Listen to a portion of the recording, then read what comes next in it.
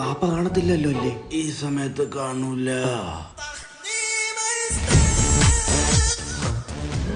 നിന്റെ വാപ്പ ഇങ്ങനെയൊക്കെ വാപ്പാന്ന് വിളിക്കുന്ന എന്നെ നീ വാപ്പാക്ക് വിളിക്കണം. എടാ നിന്റെ തന്തയാടാ അത്.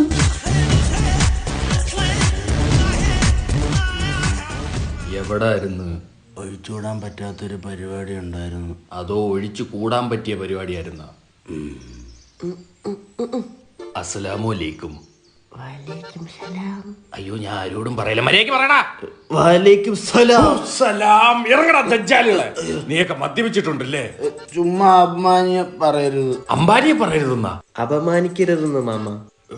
എടാ നീ ഇങ്ങനെ തോന്നിയാസം കാണിച്ചിരുന്ന കുടുംബക്കാരെന്ത് പറയും? പിന്നെ കുടുംബക്കാര് പിരിവിട്ട പൈസക്കാണല്ലോ ഞാൻ വെള്ളം അടിച്ചത്. എടാ നിനക്കാരേലും പെണ്ണ് തരൂടാ ഹറാം പറഞ്ഞോനെ.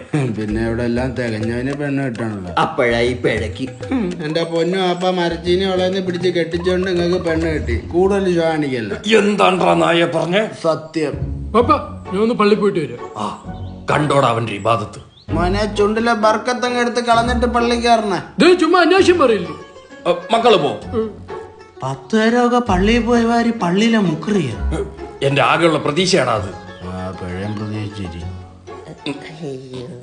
എന്ത്? അല്ല എന്റെ വീട്ടിൽ വലിയ പ്രതീക്ഷയില്ലേ? എന്റെ കൺവട്ടത്ത് നിന്ന് അപ്രതീക്ഷ പോ.